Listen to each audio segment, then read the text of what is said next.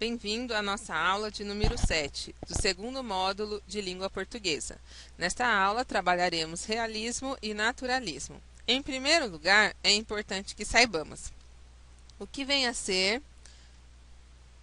o realismo e naturalismo em literatura. Pois bem, linearmente, o realismo aconteceu primeiro.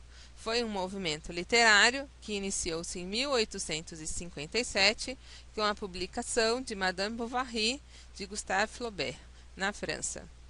O romance, como muitas outras narrativas do período, busca retratar a vida burguesa em toda a sua hipocrisia, preocupada em viver de acordo com a aparência social. Contrário ao subjetivismo e ao idealismo dos românticos, os autores do período realista queriam mostrar a vida em sociedade de modo objetivo e o fazem por meio de uma narrativa bastante detalhada. Já o naturalismo foi uma extensão do realismo, como se houvesse uma necessidade de se trabalhar as questões propostas pelo realismo de maneira mais profunda e intensificando as propostas já elencadas pelos autores realistas. Essa situação foi pautada em eventos acontecidos na época, assim como correntes ideológicas discutidas.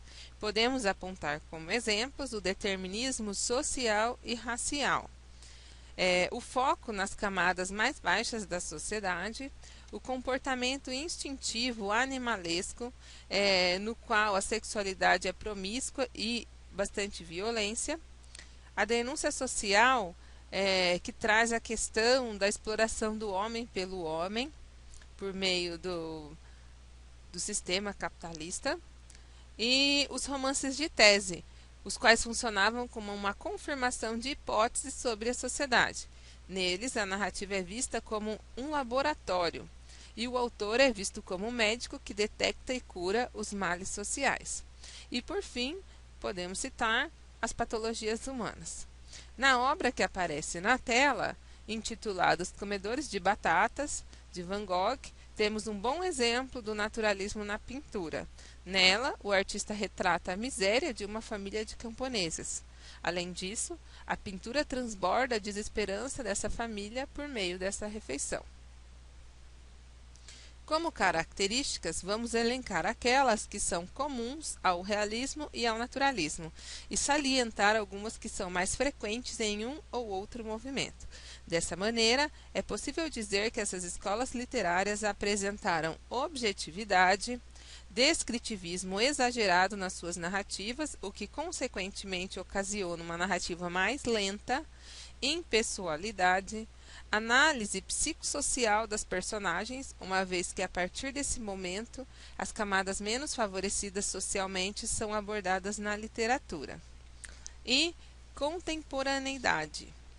Além disso, elas prezavam pela linguagem simples e por uma criticidade, o que era feito por meio da abordagem de temas como miséria, adultério, crimes, problemas sociais, taras sexuais, entre outros.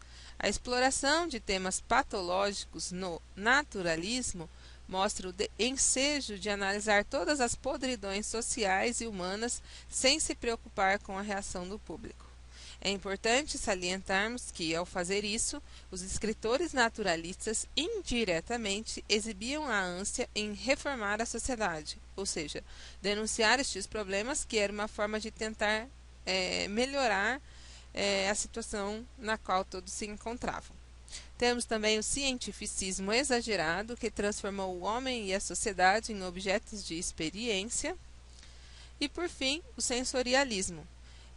Esta, mais presente no naturalismo, se fez pela exploração dos sentidos do ser humano. Consagrado como o principal escritor brasileiro da escola realista, Machado de Assis apresenta duas fases. A primeira delas, de cunho romântica, não é muito conhecida. Dela podemos citar como exemplo A Viuvinha. Já a segunda, que o tornou conhecido, é o movimento realista. Nesta, ele publicou romances considerados problematizadores da essência humana. Embora classificado como um escritor realista, Machado de Assis não apresenta todas as características elencadas pelo movimento literário. O autor é considerado único pela investigação psicológica que estabelece por meio de sua narrativa, envolvendo seu leitor e indagando a existência humana.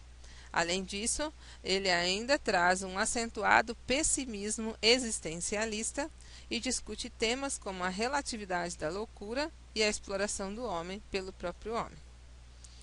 Outras características presentes em sua obra são a intertextualidade, a crítica no desmascaramento das relações sociais. Então a gente vê aí a questão da essência do ser humano versus a aparência, a metalinguagem, que é quando nós temos a linguagem falando da própria linguagem, por exemplo, ambiguidade proposital, a economia vocabular. Então aqui nós temos os capítulos e frases bastante curtos, digressões, relação com o leitor por meio de diálogo e ironia.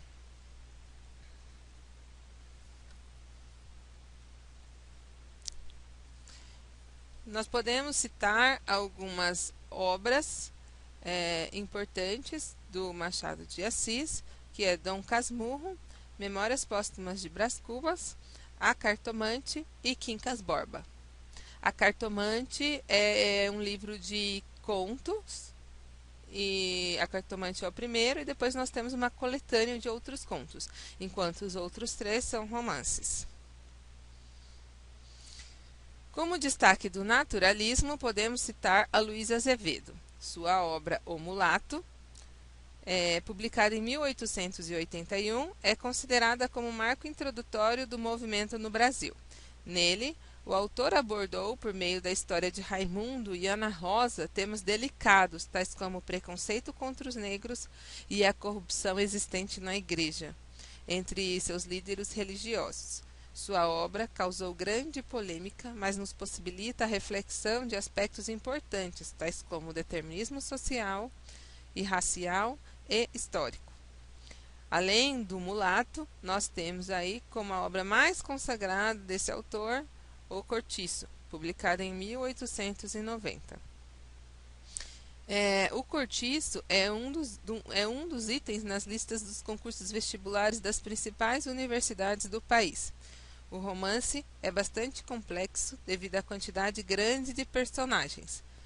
Ele apresenta as seguintes características: condicionamento das personagens ao meio físico, conhecida como determinismo social, a satisfação dos instintos, a visão biológica do ser humano, também conhecida como zoomorfismo, o determinismo racial. Então aqui a gente tem bastante abordado na obra o comportamento dos portugueses, que são imigrantes, e o comportamento dos brasileiros. E a denúncia social, que é o foco nas classes baixas da sociedade. Aqui na tela nós podemos ver alguns esboços de alguns dos principais personagens, que é o João Romão, a Bertoleza, que era escrava, o João Romão, dono da venda, o Miranda, que representava a classe mais abastada, mais rica, enfim, diversos tipos diferentes de personagens.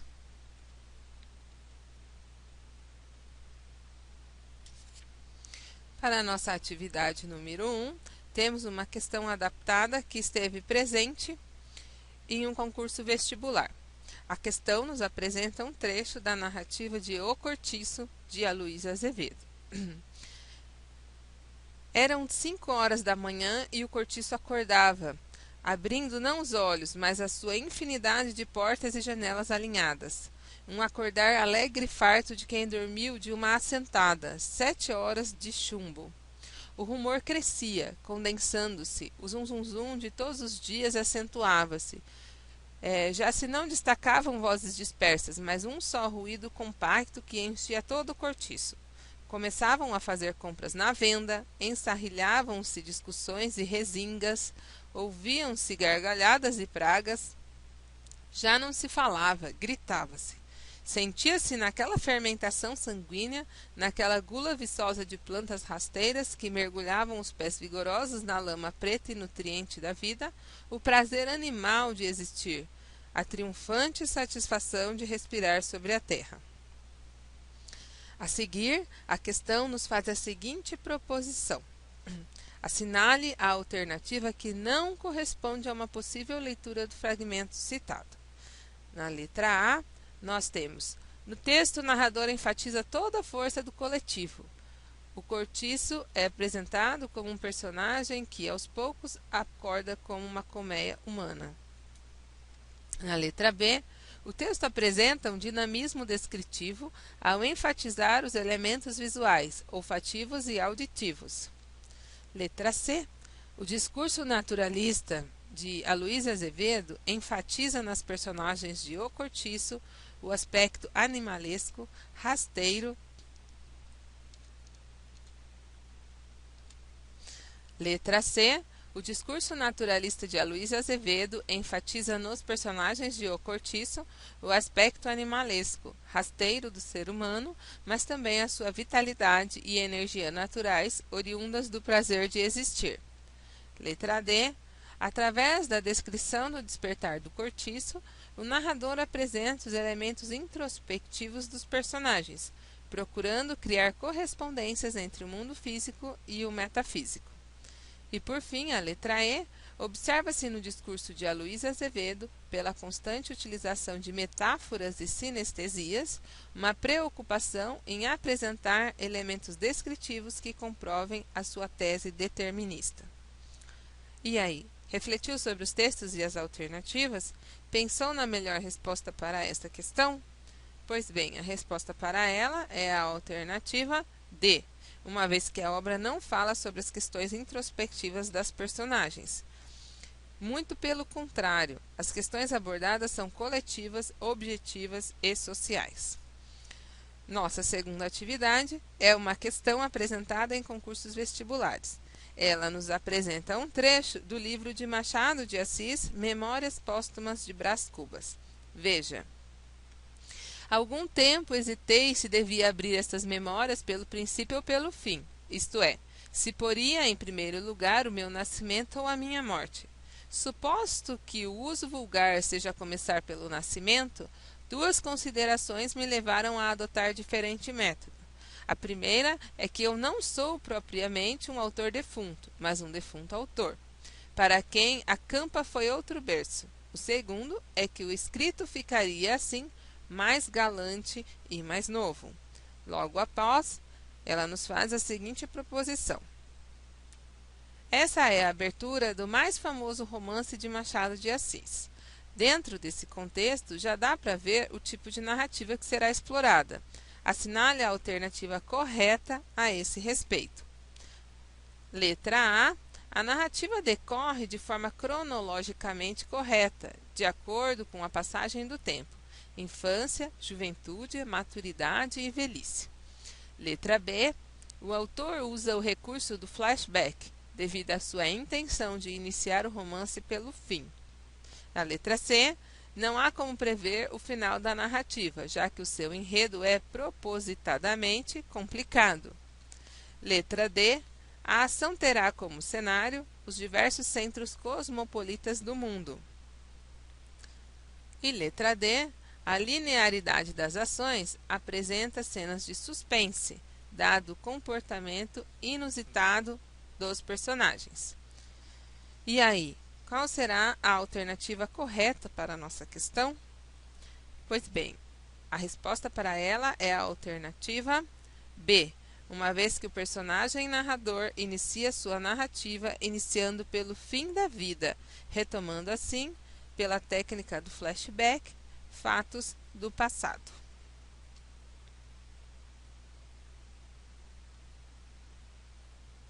Esta foi a nossa 7ª aula do módulo 2 de língua portuguesa. Nela nós falamos de realismo, naturalismo, abordando as questões ideológicas que fundamentaram o movimento literário e as características da produção literária, assim como os escritores que representaram essas escolas. Até a nossa próxima aula.